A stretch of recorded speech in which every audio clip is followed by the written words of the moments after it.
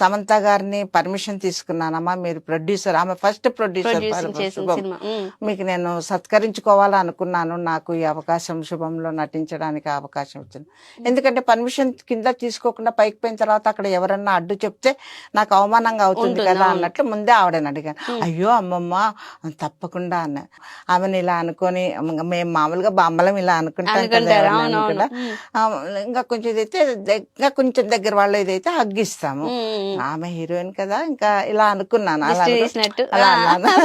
కూడా షాల్వా కప్పి ఇది చేసి ఆ శుభంది చూపించి, శుభం పోస్టర్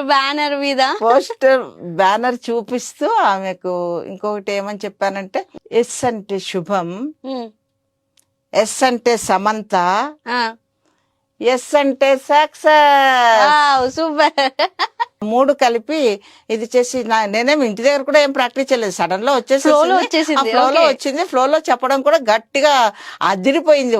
అందరు స్టాండింగ్ ఓషన్ ఇచ్చి చప్పట్లు కొట్టి, ఇంకా ఆమె అయితే అసలు సమంత గారు అయితే ఆ నవ్వు కాదు, ఆ ఇది కాదు చెప్తూ ఉంటే, అట్లాంటివి అది అదృష్టాన్ని పట్టి వస్తాయి. కానీ మనం ఏదో రికమెండేషన్ తోనో డబ్బు ఇచ్చో ఇంకా దాంతోనా దీంతోనా కొన్నిటివి కాదు అవి.